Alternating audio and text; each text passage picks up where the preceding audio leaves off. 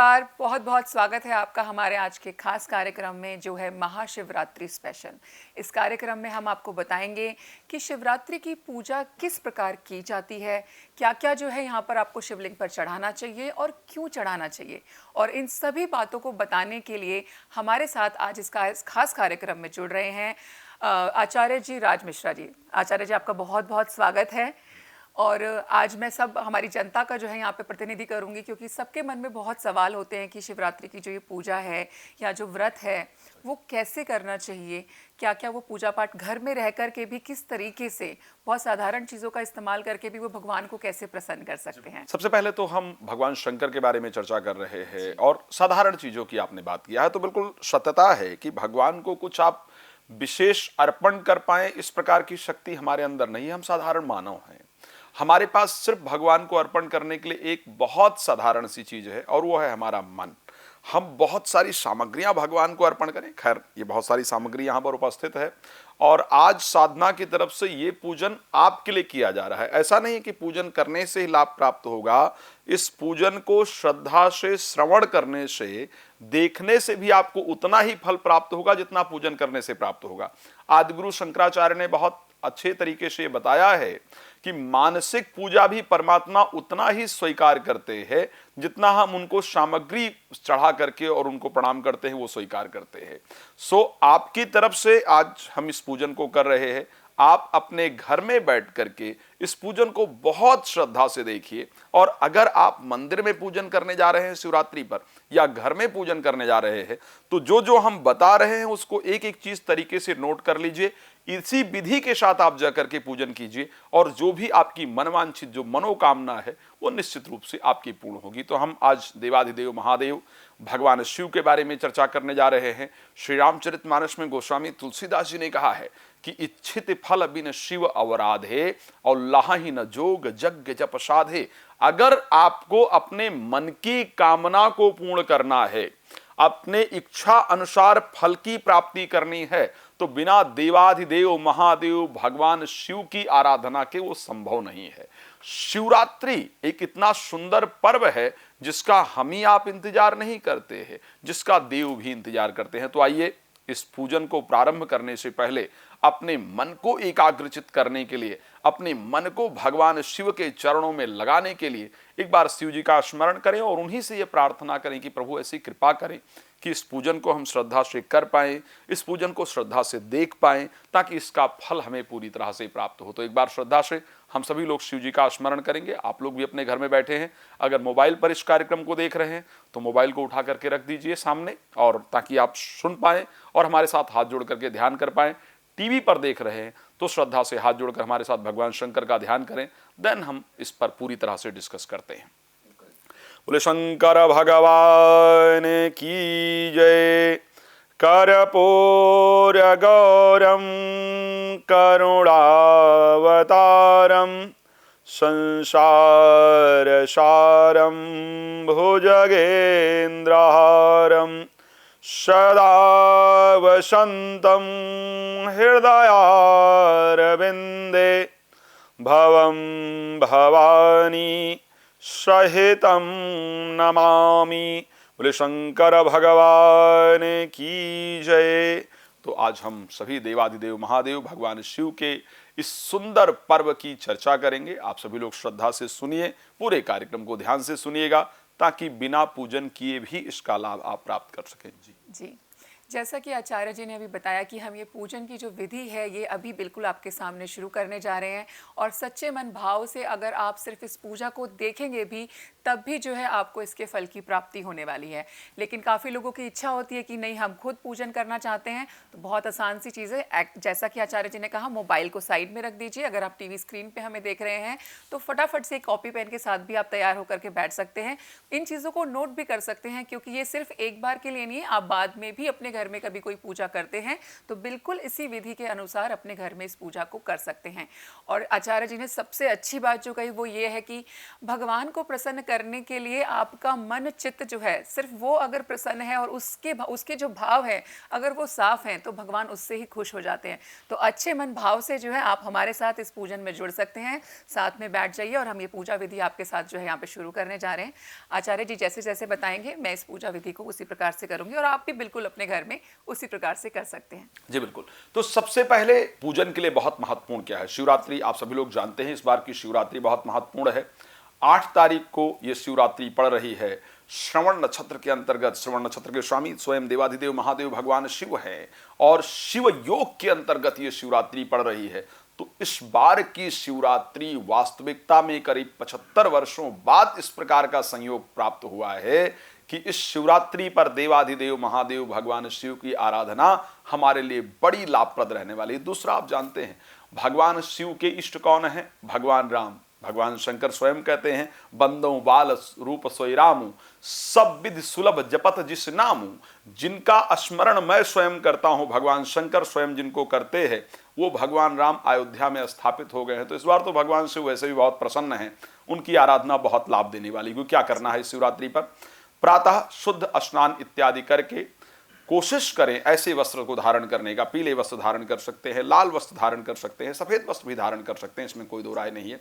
वस्त्र को धारण करते हुए पूजन करते समय आपको विशेष ध्यान रखना है, शिवलिंग का जो मुख होना चाहिए, अगर आपने घर में शिवलिंग रखना है तो शिवलिंग का मुख होना एक्चुअल में किस तरफ चाहिए? उत्तर की तरफ या पश्चिम की तरफ शिवलिंग का मुख रखा जाना चाहिए।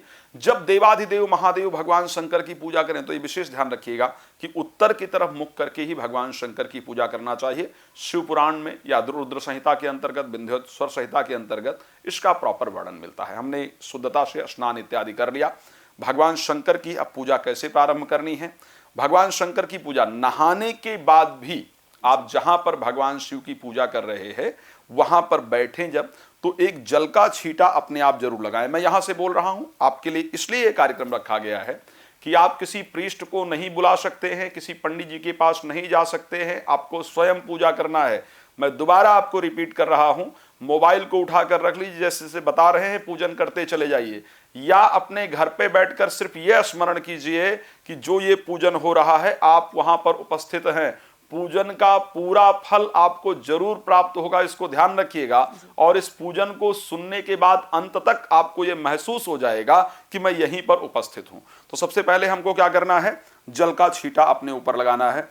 ओम पवित्रः पवित्रो वा शरवावस्थांगतोऽपि वः यः स्मरेत पुंडरीकाक्षं शवाह्या भयंतरः शुचिः। तो जैसा कि आपका शुभ नाम जान सकता हूं? अमायरा जी। अमायरा जी, जैसा कि आपका प्रतिनिधित्व कर रही हैं, जो आप लोगों के मन में प्रश्न है, आप लोगों की तरफ से अमायरा जी ये पूजन करने जा रही हैं। तो ऐसी परिस्थिति में जो अमायरा जी पूजन कर रही हैं वो आपकी तरफ से है। जब ये कुछ अर्पण करें तो आप समझ लीजिए कि आप अर्पण करें। अमायरा जी, हम आचमन करेंगे। आप ओम केशवाय नमः, माधवाय नमः, नारायणाय नमः त्रियाचमन्यम। हस्तो प्रक्षाल्य, हाथ धो लेंगे। हस्तो प्रक्षाल्य ऋषिकेशाय नमो नमः। स्वस्तिलकम, थोड़ा सा अपने तिलक लगाएंगे। ओम देहि सौभाग्यम आरोग्यम देहि मे परमं सुखम, रूपम देहि जयम देहि यशो देहि दिशो जहि। एक बात ध्यान रखिएगा, शिवरात्रि को जब, क्योंकि आपने व्रत किया है तो जैसा तिलक लगाया जाता तो एक नियम है कि तिलक के बाद हम चावल भी मस्तक पर जरूर लगाते हैं। बट जब भी आप एकादशी का व्रत कर रहे हैं या कोई व्रत वाला पूजन कर रहे हैं तो ऐसे जिसमें अन्न निषेध है, तो ऐसे कंडीशन में आपको कभी भी चावल मस्तक पर नहीं लगाना होता है। इस कारण से चावल हमने नहीं लगाया है। तो ऐसे कंडीशन में हमने तिलक लगा लिया है। तिलक के बाद रक्षा सूत्र वगैरह बांध सकते हैं, लेकिन पंडित जी पूजन करा रहे हैं तो वो बांधेंगे। अगर आप घर में पूजन कर रहे हैं तो आपको उसको बांधने की आवश्यकता नहीं है। अब आप क्या करेंगे? पुष्प हाथ में लेकर के संकल्प करेंगे, है ना। दूसरा नियम होता है कि पुष्प हाथ में लेकर के हम संकल्प करें। ओम हरि ओम महाम विष्णुर विष्णु विष्णु नमः परमात्मने पुराण पुरुषमाय तस्ब्राह्मणति प्रार्थे शिश्वदवाराह कल्पे वैवस्वनश्चा विष्णु क्लुम चरणे जम्मूदीपे भारत खंडे भारतवर्षे आर्याभूर्लोके पुण्य प्रदेशे।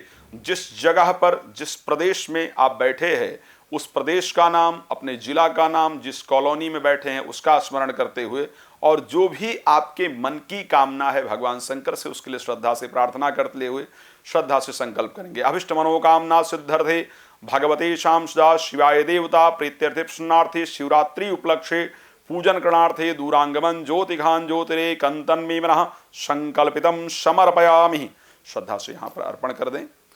भगवान शंकर के पास हम संकल्प करके जल को अर्पण करते हैं और उसके बाद बहुत श्रद्धा से मन में इस प्रकार की प्रार्थना भगवान शंकर से करनी होती है कि प्रभु, हम बहुत विनम्र भावना से आपकी शरण में आए हैं। जाने में अनजाने में इस जन्म में या पूर्व जन्म में हमसे कोई भूल हुई हो तो उसे क्षमा करके हमें अपना सुंदर आशीर्वाद प्रदान करें। घर में पूजन कर रहे हैं तो भी यही प्रक्रिया है, किसी मंदिर में अगर पूजा करने जा रहे हैं तो भी यही प्रक्रिया है। जब आप मंदिर में पहुंचें तो श्रद्धा से इस प्रकार की भगवान से प्रार्थना करते हुए, संकल्प इत्यादि करते हुए, संकल्प करने के बाद सबसे पहली चीज आपको भगवान को वास्तविकता में क्या अर्पण करना चाहिए, भगवान के पूजन की सामग्री क्या होनी चाहिए। भगवान की पूजा में आपके लिए जो सबसे महत्वपूर्ण है, वैसे तो मैंने पहले ही कहा है कि आपका निर्मल मन भगवान को स्वीकार है। आप बहुत सारी चीजें अर्पण करें, ये महत्वपूर्ण नहीं है। भगवान को निर्मल मन से कुछ भी आप अर्पण करते हैं, भगवान स्वीकार करते हैं। सुंदरकांड में भगवान राम ने कहा, निर्मल मन जन सो मोहि पावा और मोहि कपट छल छिद्र न भावा। तो सबसे पहली चीज, जब भगवान शंकर के मंदिर में पहुंचे तो उनको सबसे पहला आसनार्थ है बिल्वपत्र। सबसे पहले भगवान शिव को हमको पुष्प अर्पण करके अपने आने की सूचना की, प्रभु आपके शरण में आए हैं और अपना मन का जो स्वरूप पुष्प है वो हम आपको अर्पण करना चाहते हैं। ध्यान करते हुए भगवान शंकर को पुष्प अर्पण करेंगे। ओम ध्याये नित्यं महेशं रजतगिरिनिभं दारुचन्द्रावतंसं रतनाकल्पोज्ज्वलांगं परशमृगवरा भेते हस्तं प्रसन्नं पदमासीनं सुमन्तास्तु ममरगणे व्याघ्रकृत्यं वसानं विश्वाद्यं विश्ववन्द्यं निखिलभयहरं पंचवक्त्रं त्रिनेत्रं नमः पार्वतीपतये हर हर महादेव शंभु। ध्यानार्थे मंत्र पुष्पांजलि समर्पयामि। उसके बाद बेलपत्र आसन के लिए भगवान शंकर को अर्पण करेंगे। शुभोपदेशांश आसनार्थे बिल्वपत्राणि समर्पयामि। बेलपत्र अर्पण करने के बाद भगवान शिव को जल से स्नान कराएंगे। आप देखेंगे हमारे पास जल है, जल, गंगा जल, जो जो सामग्रियां यहाँ पर बताई जा रही वो सामग्री आपके पास पूजन के लिए होनी चाहिए। जो भी हमें देख रहे हैं और हमारी इस पूजा के साथ साथ ही आपकी ये इच्छा है कि ये पूजा आपके लिए भी संपन्न हो जाए, तो जैसा कि मैंने बताया कि आप वीडियो को देखते टाइम जिस तरीके से क्योंकि मैं आज आपका प्रतिनिधि कर रही हूँ, तो अगर मैं यहाँ पे जल अर्पण कर रही हूँ, अगर आप अपने मन भाव से ही भगवान शिव पे, भगवान के शिवलिंग पे जो है जल अर्पण करेंगे तो वो जल उन तक जाता है। और कुछ लोग जो है अभी आप मन में, जब तक हम ये पूजा यहाँ पर कर रहे हैं, आप अपने मन में जो है ओम नमः शिवाय का चांट भी जो है कर सकते हैं। जल अर्पण करें। ओम हरि ओम हम सहस्रशीरिखा पुरुखा सहस्राक्षः सहस्रपादः सबुं सतुसात्सुम्मा। जल के बाद दुग्ध अर्पण करना है, चम्मच से ही दुग्ध का स्नान कराएंगे। दुदक्षानम समर्पयामि भगवते शाम सदा शिवाय नमः। एक विशेष चीज आप सबको ध्यान रखना है, प्लीज आप अर्पण कीजिए। एक विशेष चीज आप सबको ध्यान रखना है, भगवान शिव को पहले जल, फिर दूध और फिर जल। कोई भी चीज अर्पण करने के बाद हमको जल दोबारा से जरूर अर्पण करना, या आप मंदिर में पूजन करने जाए तो इस चीज का विशेष रूप से ध्यान रखिएगा। फिर हम जल अर्पण करते हैं, उसके बाद दही अर्पण करेंगे। दही अर्पण करने के बाद फिर जल अर्पण करेंगे। ये नियम है, पंचामृत स्नान का नियम है। आप दोनों तरीके से कर सकते हैं। यहाँ पर जिस प्रकार से मायरा जी चढ़ा रही हैं आप उस प्रकार से कर सकते हैं, या दूध, दही, शहद, गंगा जल, घी इत्यादि एक में फिर से जल अर्पण करेंगे। सब कुछ एक साथ मिश्रित करके भी आप भगवान शिव को श्रद्धा पूर्वक चढ़ा सकते हैं। दूध, दही इत्यादि चढ़ाने के बाद यहाँ पर आप बूरा, हाँ, उसको अर्पण करेंगे। खैर हमने शहद को दही के अंदर मिक्स कर रखा था, जनरली शहद भी अर्पण करने का नियम है, लेकिन हमने शहद को दही के अंदर ही मिक्स किया है ताकि पंचामृत स्नान भी एक साथ हो जाए। तो बूरा अर्पण करेंगे, उसके बाद फिर आचार्य जी, जैसे कि आप ये बता ही रहे हैं कि हम शिवलिंग पे दूध, दही, शहद और हम ये शक्कर भी जो अभी हमने भगवान पे अर्पण किया, क्या इसका कोई विशेष महत्व भी है या अलग अलग कारण भी होते हैं कि दूध क्यों चढ़ाया जाए और दही से ही स्नान क्यों कराया जाता है? मैं उसको, मुझे लगता है कि हम इसको करने के बाद आप एक एक प्रश्न विस्तार से ले लीजिएगा, मैं सारे प्रश्नों का आपको उत्तर दूंगा, है ना। तो फिर जल अर्पण करेंगे जी। और जल अर्पण करने के बाद, क्योंकि हमने घृत और शहद और दही एक चीज के अंदर, इसलिए घृत, घी भी उसके बाद अर्पण करने का विधान है, घी अर्पण किया जाना चाहिए। फिर हमने यहाँ गन्ने का रस रखा हुआ है, तो गन्ने का रस भी भगवान शिव को श्रद्धा पूर्वक अर्पण करेंगे। भगवान शिव को हम गन्ने का रस, ओम हरि ओम हम सहस्रशीरिखः पुरुखः सहस्राक्षः सहस्रपाता शभूमि ग्वं सरपतस्मा पुरुख एवेदग्वं शरवं जगदेशां सदा शिवाय नमः। शुद्धोद स्नानियम जलम समर्पयामि भगवते शाम सदा शिवाय नमः। तो ये चीजें जो पूजन के लिए विशेष रूप से दूध से, दही से, शहद से, गंगा जल से और घृत से भगवान को स्नान कराया। अब आपने कहा कि आखिर इसको क्यों अर्पण किया जाना चाहिए, है ना। इसके 2-3 नियम हैं। एक तो दुग्ध भगवान शंकर को बहुत प्रिय है, गौ दूध से अभिषेक करना चाहिए। अगर शास्त्रोक्त विधि के अनुसार देखा जाए तो गौ दुग्ध से अभिषेक करने से या दुग्ध भगवान शंकर को अर्पण करने से आपके घर में प्रसन्नता होती है, घर में शांति होती है और भगवान शिव की कृपा से संतान की जो वृद्धि है या संतान की जो प्राप्ति है या फिर संतान के जीवन में अगर कोई ऑब्स्टिकल्स हैं, कोई रुकावटें हैं, तो वो आपकी दूर होती है। जनरली देखो, हम देव को जब स्नान कराते हैं पंचामृत अभिषेक का नियम है। तो पहले क्या, जब आप किसी का सम्मान करते थे तो उनके सम्मान, किसी का राज अभिषेक होता था तो उसको दुग्ध से स्नान कराया जाता था। तो भगवान शिव को सर्वोपरि मानते हैं। साइंटिफिकली भी अगर आप जाएंगे तो इनका, लेकिन अगर साइंटिफिक विषय पर हम जाएंगे तो चर्चा बड़ी लंबी हो जाएगी। उसके बाद हम दही अर्पण करते हैं। दही अर्पण करने से जीवन में भगवान शिव स्थिरता प्रदान करते हैं। फिर हम शहद अर्पण करते हैं। शहद अर्पण करने से शरीर के रोग दूर होते हैं। शरीर की आरोग्यता के लिए शहद अर्पण किया जाता है। गन्ने का जो रस यहां पर विशेष रूप से अर्पण किया गया है, गन्ने का रस अर्पण करने से भगवान शंकर आपके घर में लक्ष्मी की प्राप्ति कराते हैं। लक्ष्मी की वृद्धि आपके घर के अंतर्गत होती है। तो मैं एक बार और बता दूं, अगर किसी को संतान की प्राप्ति नहीं हो रही है तो दुग्ध के अंदर शर्करा यानी चीनी इत्यादि मिश्रित करके भगवान शंकर को अर्पण करना शुरू कीजिए। शिवरात्रि पर विशेष कर सकते हैं, उससे संतान की प्राप्ति घर में होगी। घर में रोग बहुत रहता है, भगवान शिव को शहद अर्पण करना प्रारंभ कीजिए। आपके घर से रोग जो है वो स्वतः दूर हो जाएगा। घर में धन नहीं रुकता है तो ऐसी परिस्थिति में गन्ने का रस भगवान शंकर को अर्पण कीजिए या गन्ने के रस से आप पूरा रुद्राभिषेक कर सकते हैं। उससे आपके घर में क्या होगा कि आर्थिक वृद्धि प्रारंभ हो जाएगी, घर की दरिद्रता आपकी दूर हो जाएगी।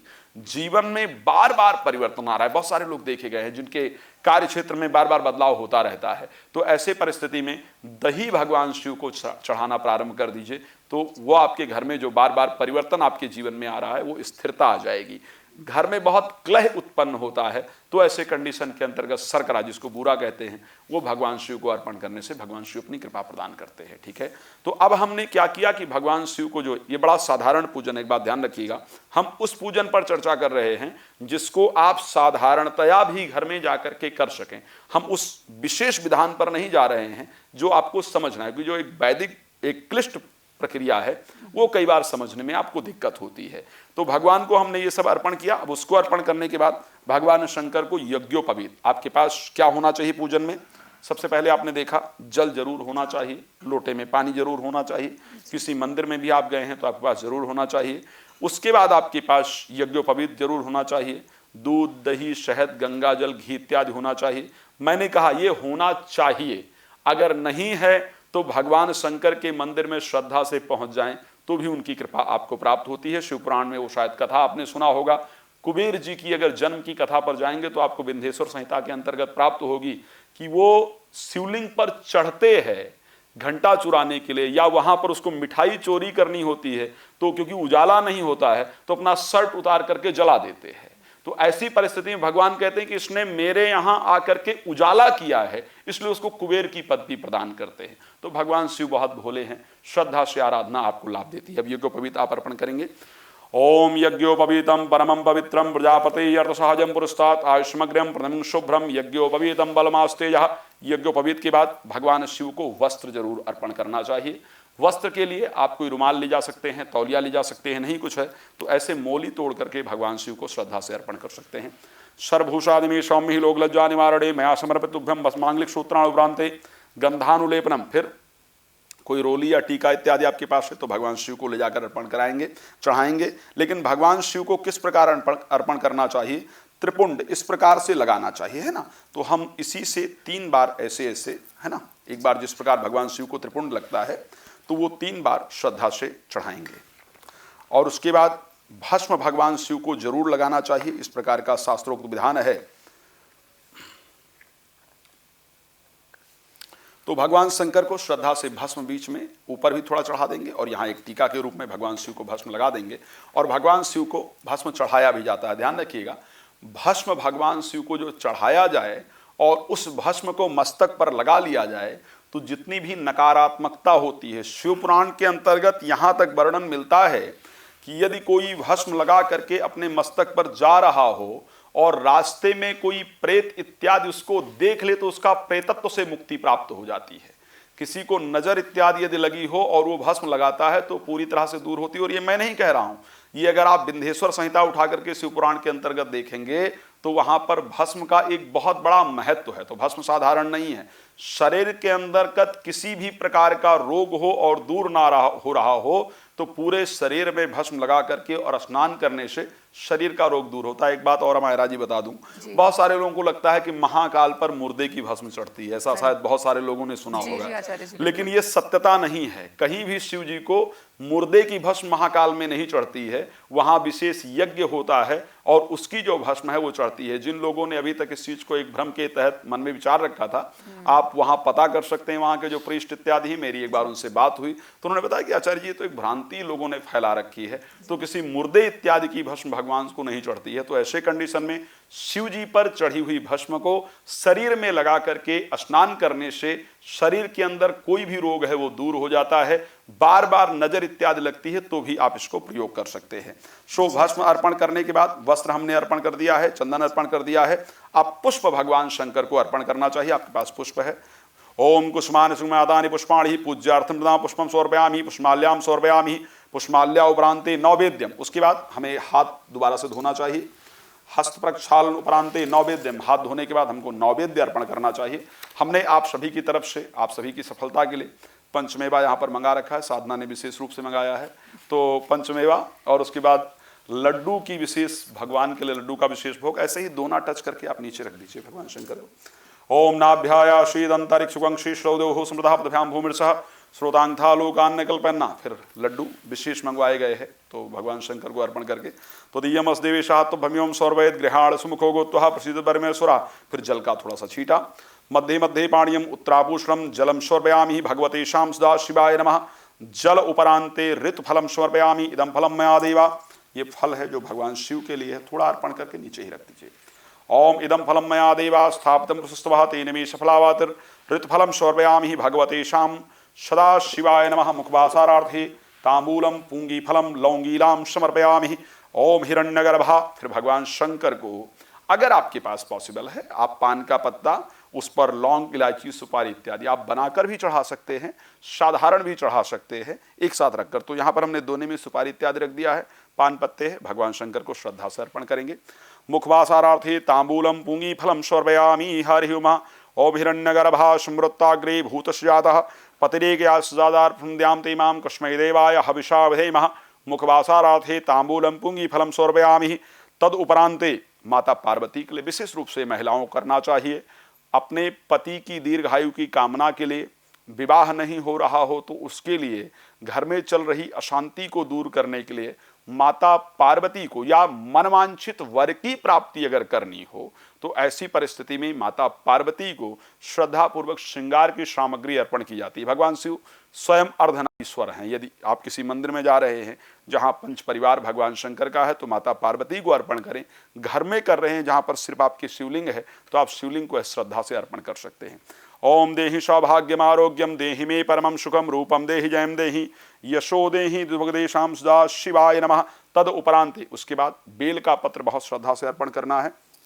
बेल का पत्र कैसे अर्पण करना चाहिए, जो इसका ये सीधे वाला पार्ट है वो ऐसे होना चाहिए और 3 उंगलियां, अनामिका, मध्यमा और अंगुष्ठा, 3 उंगलियों को श्रद्धा पूर्वक हमें बेल पत्र चढ़ाने के लिए प्रयोग करना चाहिए। ठीक है। बेल पत्र अर्पण करने से शास्त्र बहुत स्पष्ट कहता है, त्रिदलम त्रिगुणाकारम त्रिनेत्रम च त्रियायुधम त्रिजन्म पाप संहारम बेलपत्रम स्वर्पणम। 3 जन्मकृत जो हमारे पाप कर्म है। बहुत सारे लोगों की शंका होती मन में ना कि मैंने तो इस जीवन में कुछ खराब किया ही नहीं, फिर भी मेरे जीवन में इतना स्ट्रगल क्यों है, मेरे जीवन में इतनी परेशानियां क्यों है। तो बेलपत्र चढ़ाने से अगर आपने इस जन्म में कोई पाप कर्म नहीं किया है और पूर्व जन्म से पाप कर्म आपका पीछा कर रहा है तो बेलपत्र अगर भगवान शिव को अर्पण करते हैं तो पूर्व जन्म कृत जो पाप कर्म हैं वो आपके नष्ट हो जाते हैं। तो बेलपत्र कैसे, अनामिका, मध्यमा और अंगुष्ठा, इन 3 उंगलियों को प्रयोग करते हुए इस प्रकार ओम नमः शिवाय बोलते हुए, अगर महिला हैं तो शिवाय नमः और पुरुष हैं तो ओम नमः शिवाय बोलते हुए भगवान शंकर को अर्पण करना चाहिए। जी। त्रिदलम त्रिगुणाकारम त्रिनेत्रम च त्रिजन्म पाप संहारम बीलपत्रम शिवर्णम अखंडई बीलपत्रश्च पूजयति शिवशंकरम कोटिकन्या महादानम बीलपत्रम स्वर्पणम। नियमतः 5 बेलपत्र या 3 बेलपत्र या 1 बेलपत्र भी भगवान शंकर को जितना है श्रद्धा से चढ़ा सकते हैं। एक बात ध्यान रखिएगा, बेलपत्र कभी अशुद्ध नहीं होता है, तो यदि आपको तोड़ने से बेलपत्र प्राप्त नहीं हो रहा है तो शिवलिंग पर जो बेलपत्र चढ़ा हुआ है उसी बेलपत्र को वापस लेकर के प्रक्षालन करके श्रद्धापूर्वक चढ़ाया जा सकता है। फिर भगवान को वंश वृद्धि के लिए भांग चढ़ाया जाता है ना, विजयन भगवान शंकर को कहा जाता है, तो ये भगवान शंकर को भांग अर्पण करेंगे। ओम विजन धनु कबर्द सुबिल्लो माणवां सरियुमा सुपदेशां सदा शिवाय नमः विजन समर्पयामि हरिहुमा। और अंत में एक नारियल लेकर के, अगर पॉसिबल है आपके पास, बाकी तो हम यहाँ आपके लिए कर ही रहे हैं, अगर पॉसिबल है तो एक नारियल लेकर के भगवान शिव को श्रद्धापूर्वक उस पर पुष्प लेकर के और जो भी आपके मन में कामना हो श्रद्धापूर्वक रख करके प्रणाम करते हुए भगवान शंकर को श्रद्धा से अर्पण करना है। जो भी आपके मन की कामना है, अमायरा जी की जो भी मन की कामना हो उसके लिए प्रार्थना कर सकते हैं। फिर आपके जो मन की कामना है वो अमायरा जी जानती होंगी, तो उसके लिए वो श्रद्धा से आपके लिए प्रार्थना करेंगी। हम सभी लोग हाथ जोड़ करके एक बार बहुत श्रद्धा से देवाधिदेव महादेव भगवान शिव का स्मरण करते हुए और भगवान शंकर से इस प्रकार की प्रार्थना करते हुए कि प्रभु, जाने में अनजाने में इस जन्म में या पूर्व जन्म में हमसे जो भी भूल हुई हो, जो भी पाप कर्म हुआ हो, आप तो देवताओं के भाग्य को भी परिवर्तित करने वाले हैं, तो हमारे अपराधों को क्षमा करके हम पर अपनी कृपा प्रदान करें ताकि हमारा भाग्य साथ दे, हमारे शरीर में आरोग्यता हो, आयु में वृद्धि हो, परिवार में प्रेम हो, इस प्रकार की कृपा प्रदान करें। इस प्रकार की कामना करते हुए बहुत श्रद्धापूर्वक देवाधिदेव महादेव भगवान शंकर को हम सभी लोग प्रणाम करें। आप अपने घर में बैठे हैं लेकिन इस चीज को ध्यान रखिए, थोड़ी देर के लिए नेत्र को बंद कीजिए और अपने मन को यहाँ जो पूजन हो रहा है उसमें अपने आप को लेकर के आइए, मानसिक रूप से अपने आप को सम्मिलित कीजिए। आप देखिए आपको भगवान साक्षात नजर आएंगे और उनकी कृपा आपको प्राप्त होगी। ओम कर्पूरगौरम करुणावतारम संसारसारम भुजगेन्द्रहारम सदा वसन्तं हृदयारविन्दे भवं भवानी सहितं नमामि। करचरणकृतं वा कायजं कर्मजं वा श्रवणनयनजं मानसं वा पराधं विहितं वा श्रवमेतत् क्षमस्व। जय जय करुणाब्धे श्री महादेव शंभु। बोले शंकर भगवान की जय।